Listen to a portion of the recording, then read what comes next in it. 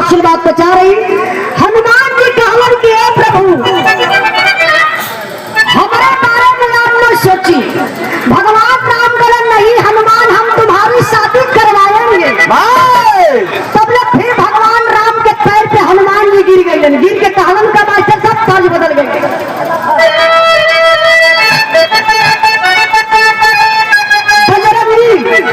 बजरंगी भैया बजरंगी का विधायक चलत है। बजरंगी का पुरस्कार भी बा।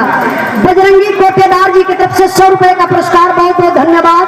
और 500 रुपए का पुरस्कार हमारे बड़े भैया जिला पंचायत सदस्य भावी जिला पंचायत के प्रत्याशी वार्ड नंबर 39 से अमर यादव हमारे भैया की तरफ से एक बार जोरदार ताली बजा के आप लोग स्वागत सम्मान करिए।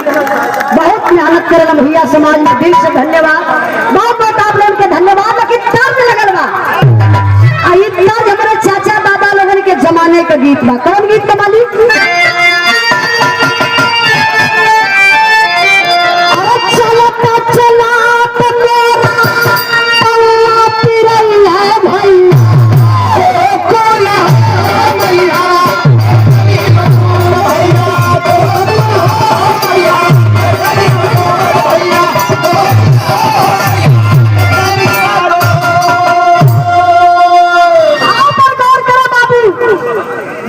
आप लोग बैठ जाते तो ठीक है। आप लोग देख लो पीछे खड़ा लोग हो,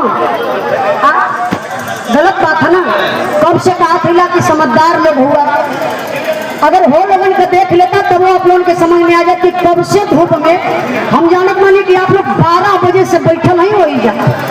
कितना तपस्या आप लोग करते हुए कि हम समझत भैया बहुत हम थक गए। हमारी गलती लोग मत दिया भीगल 5 मिनट और बैठल रहा। आप लोगों से निवेदन देखा हमारे सम्मान में, हेलो हमारे सम्मान में बैठा लो।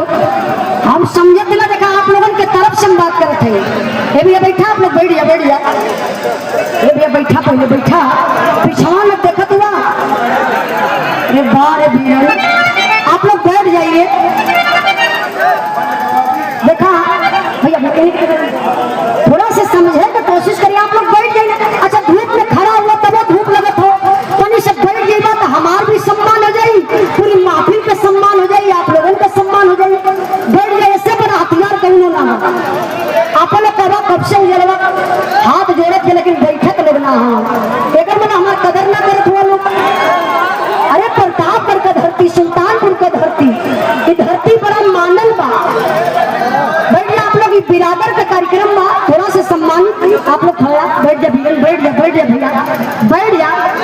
काफी आधा घंटा का टाइम, फिर हम तो चल जब रतिया में बनारस में सुना ले बिरावा। फिर आप लोग तो मिलवाना। बैठा आप लोग, बैठा बैठा बैठा बैठा बैठा बैठा बैठा ना भैया।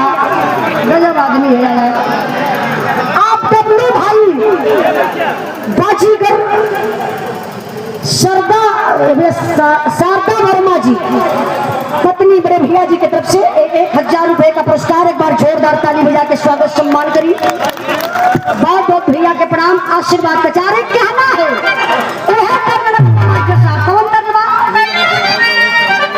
आप दिनेश चंद्र पाठक विधानसभा के भावी प्रत्याशी आपके तरफ से ये 500 रुपए